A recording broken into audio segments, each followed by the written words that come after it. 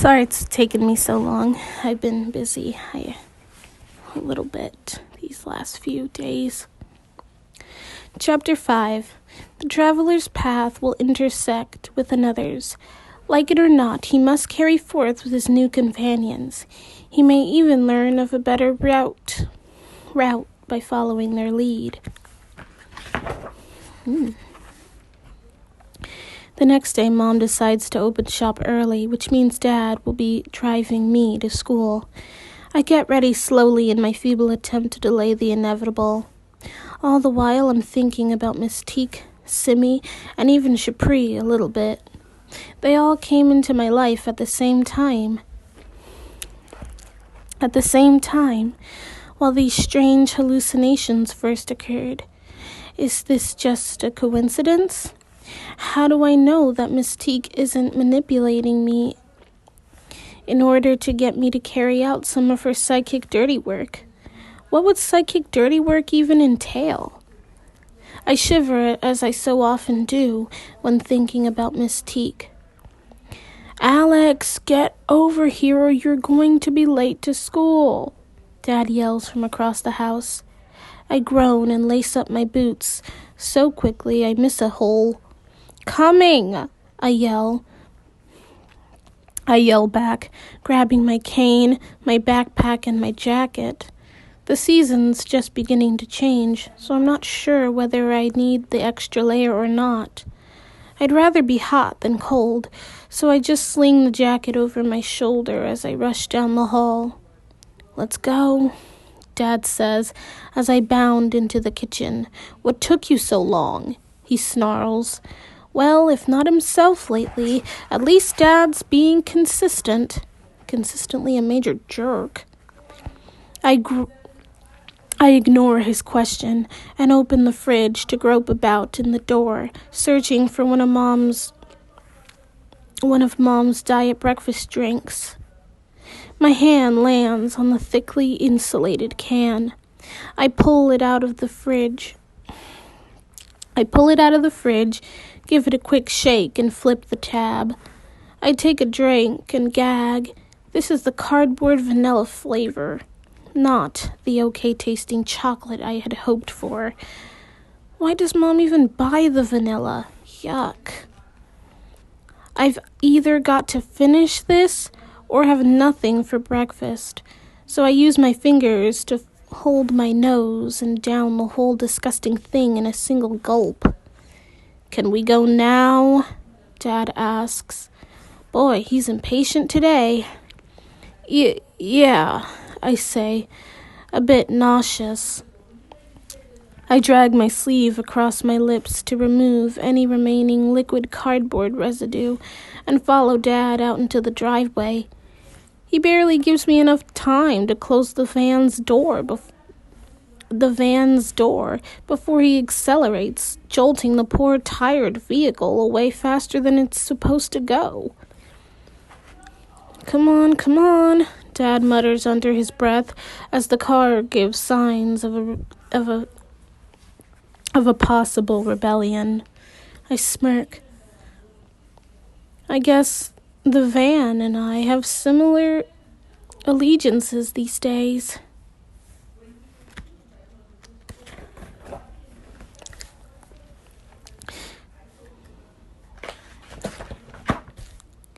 "Hey, you seem upset lately," Dad says, changing his tone. "What's been going on?" If I didn't know any better, I'd say he sounded genuinely concerned for my well-being. "Oh, just busy with the new school year and falling behind a bit because of the fight and being sick yesterday. I'm much better today," I say, patting my chest in what I hope is a display of the viral.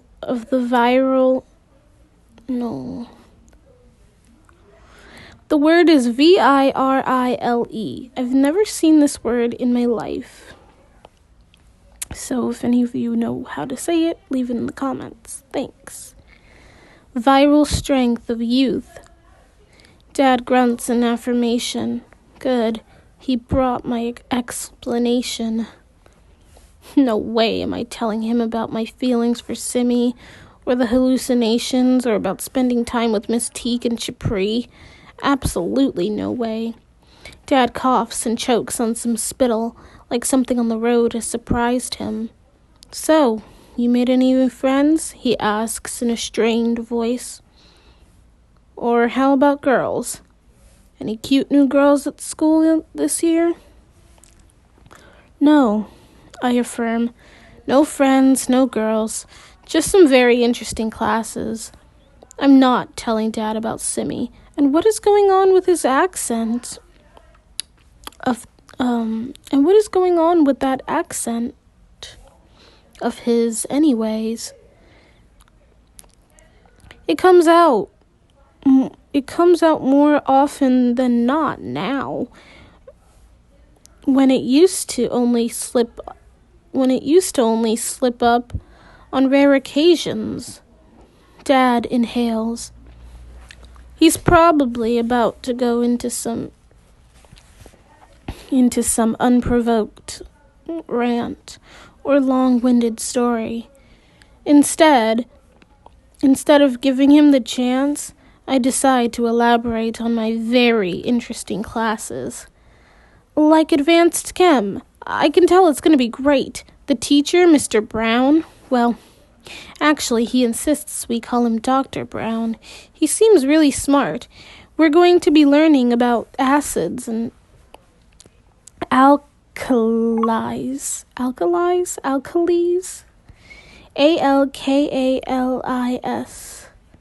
This week. Rookie material before we can move into the more advanced chemical compounds like isotopes. I don't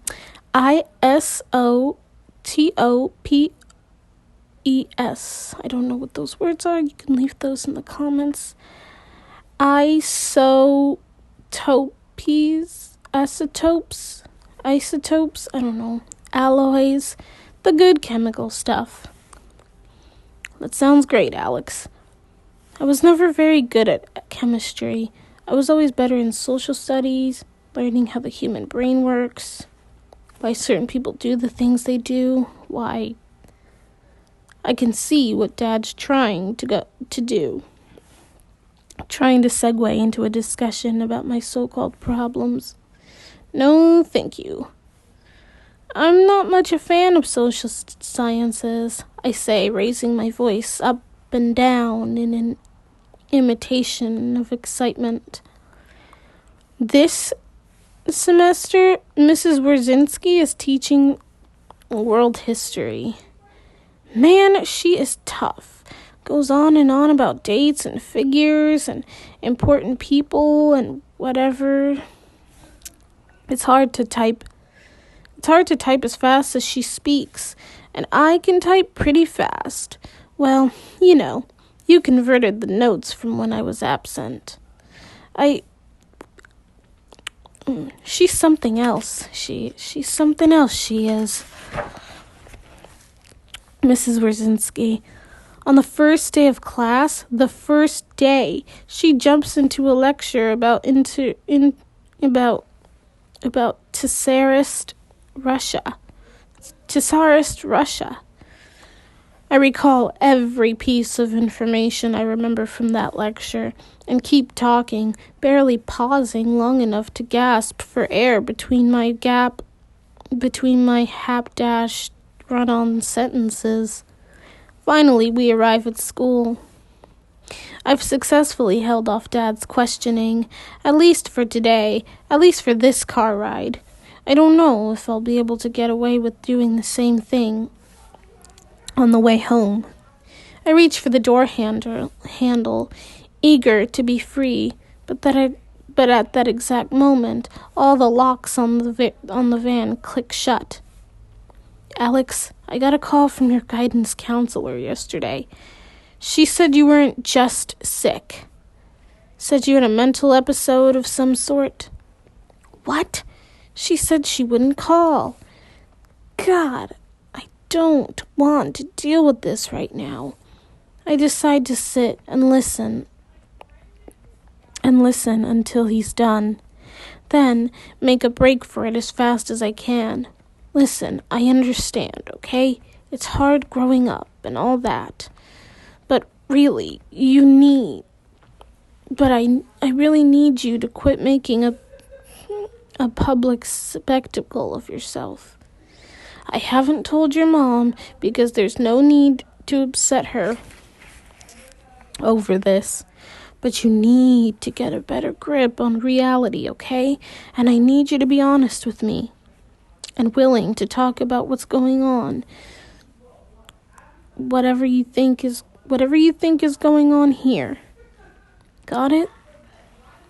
I snap my fingers in assent and return my hand to the door handle. Dad unlocks the doors and I get the heck out of there. I survived my first few classes without incident. Seems the other students would rather keep their distance from me now that I appear violent and crazy. I guess that's one good side effect of my haunting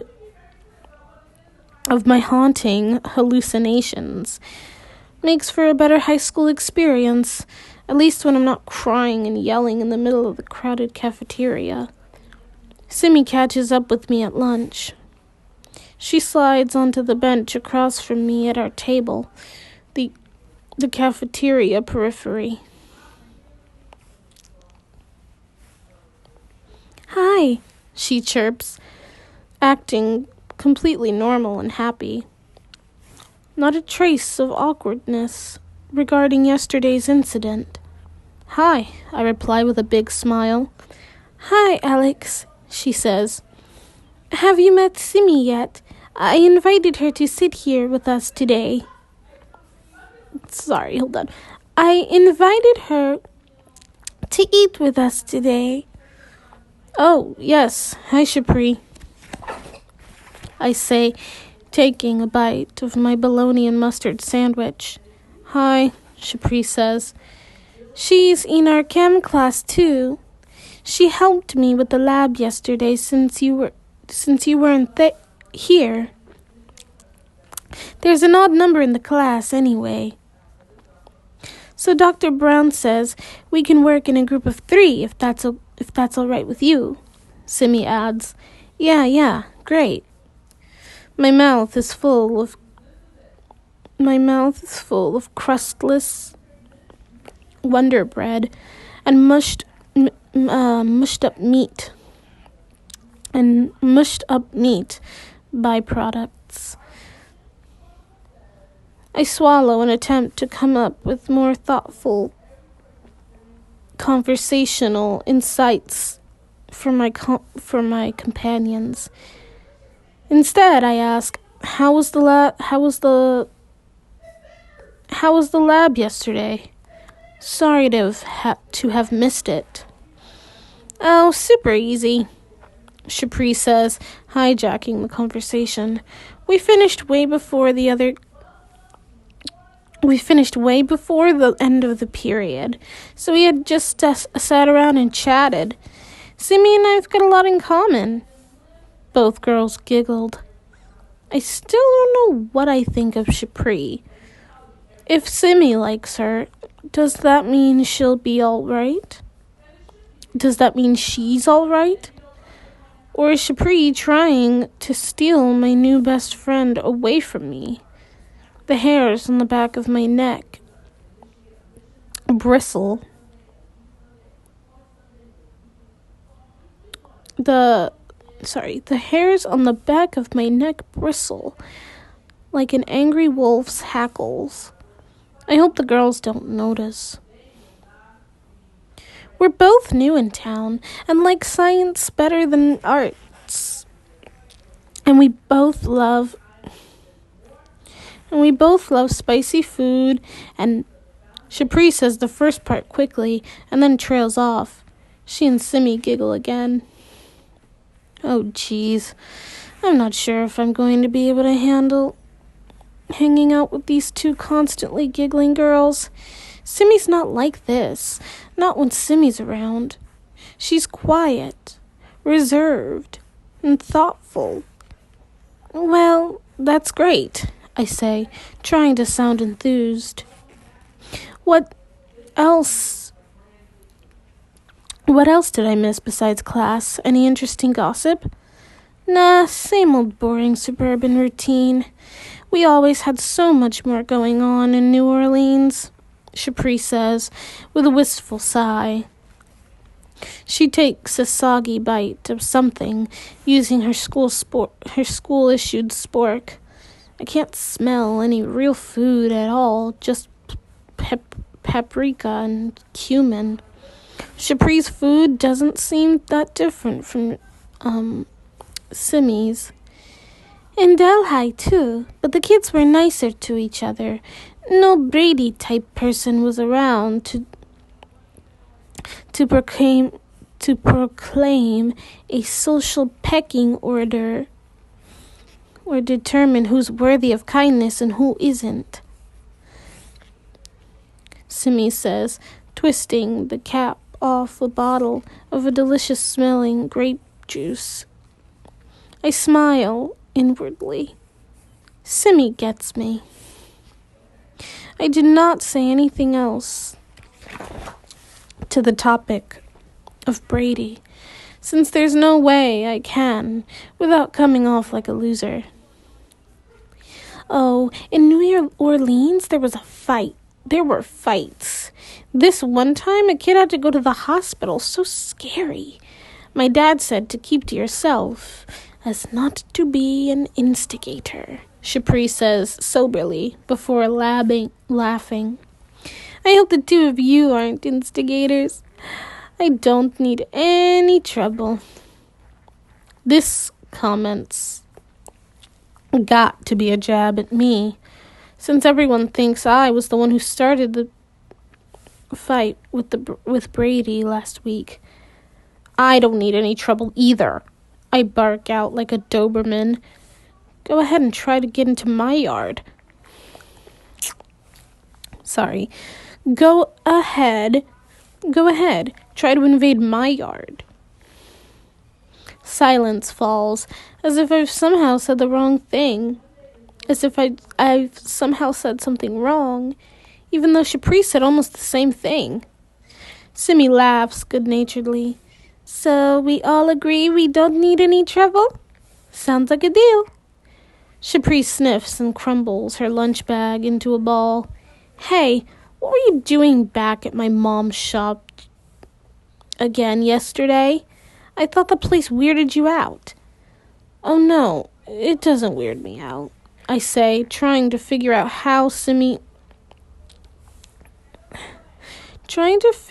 if Simi is looking at me strangely. I don't think she is. So I continue. And how did you know? I was there? Did your mom tell you what we talked about? I ask hesitantly. As far as I can tell, Shapri hasn't gotten any idea what's going on with me, and I would like to keep it that way. Of course I know. My dad told me. He tells me everything. Hey, Simi, did you watch that new reality show that started last night? That one girl was off her rocker crazy. Shapri starts, trying to direct the conversation away from me. After swallowing a big gulp of spicy mush, she eats lunch. After swallowing a big gulp of the spicy mush she eats for lunch, Simi asks,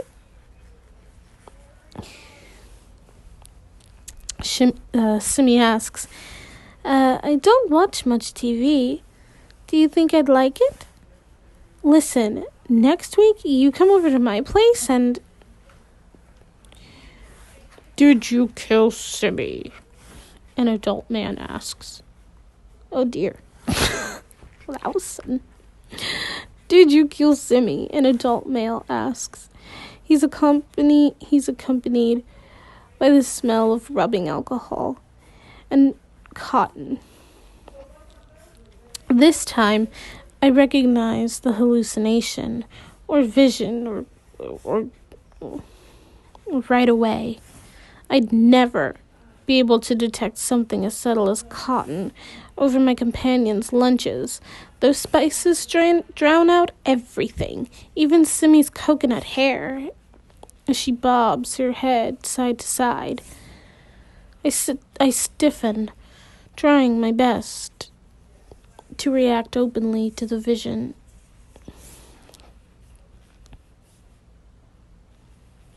Dax, did you kill Simmy? Hold on. The man asks. Again, more persistent this time. Through tears, the boy says, "Why would I kill Simmy? I loved her. I wouldn't kill her." Be honest. What is the likelihood of a tennis ball coming through the window and lodging itself in her windpipe? Maybe it's unlikely, but that's exactly what happened. The handful of servants on duty that day claim they heard you arguing with her right before the event occurred. Wouldn't that be a motive? The man questions, hardly varying his tone. What are you talking about? Can't you tell I'm upset she's gone? If it was my fault, would I be this upset? Dax yells, presenting a sharp contrast to the other speaker's sterility of emotion. Well, a crime committed in passion can lead to remorse after the fact. I'm not saying you premeditated the murder or that it was rational in any way. Dax starts to hyperventilate. He yells louder than Facebook. Now. Naeem Lewis likes to post you are tagged in. So happy to finally hang with these. Ellipsis. Attack. He yells even louder than the first time. I didn't kill Simmy. Quit asking me if I did. You're getting angry now, aren't you, Dax? I see. You have a hard time controlling your emotions, especially rage. Dax screams in pain. There's a loud crash. Several objects of various size and weight all hit the ground at the same time. The floor trembles. The air does too. You're capable of anything when you're mad, aren't you? The man asks flatly. Like vandalizing a doctor's office or committing murder? Dax yells again and throws himself at the man. The doctor presses a button. Something beeps. Send in the representatives from Fairfax, he says, panicked. Now! A small group of people march toward Dax and the doctor, their feet a pattering frenzy on the tiled floor. Come on now, come with us, one urges. We won't hurt you, another says. We're here to help. The last one croons. Well, croons, you'll like Fairfax. It's a good place to relax. Dax screams as the men overtake him.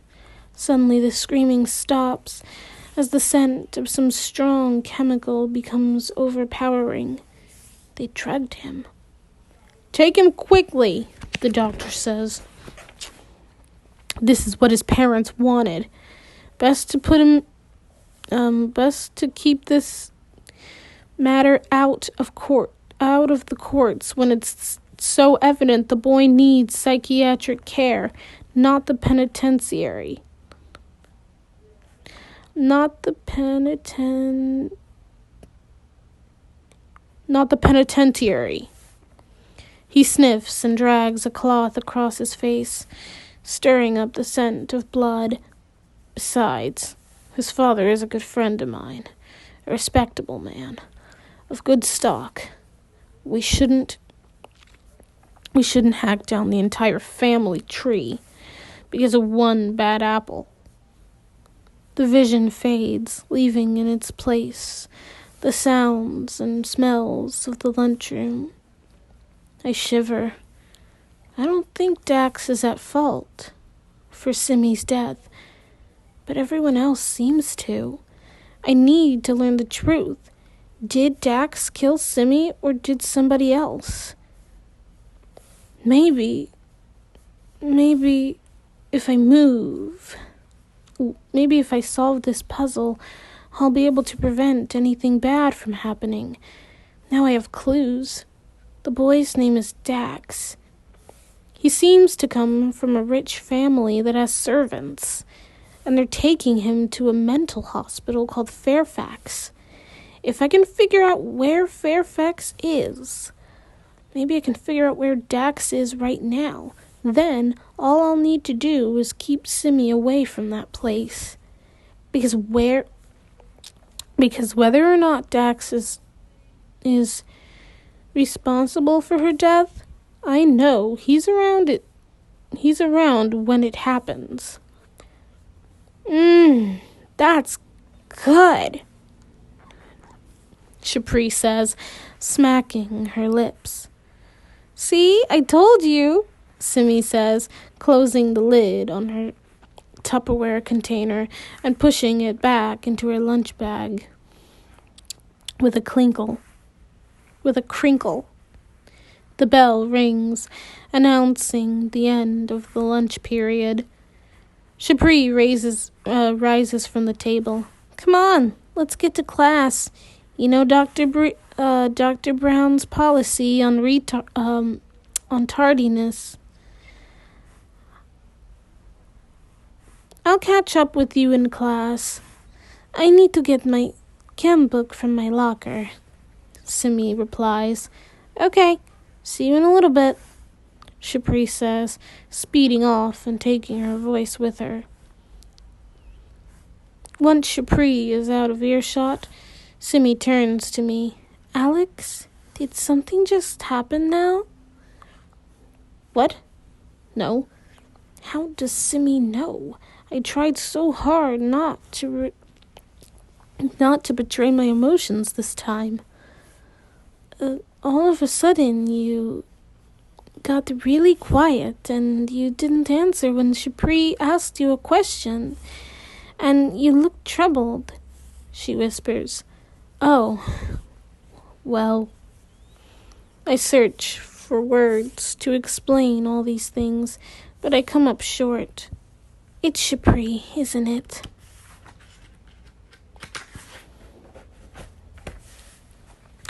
She's made you upset. I know she's a bit abrupt, but she's a nice girl. Give her another chance, will you? Simmy requests, putting her hand on my shoulder as we walk side by side down the hall. Yeah, I guess she did upset me. I'll try harder to get along, I say, delighted that Simmy has understood the situation now. Has understood the situation. Now I don't need to lie to her. She continues to talk to me, but I have a hard time focusing on her words. The only thing I feel is a pulsing sensation of warmth through Simmy's hand.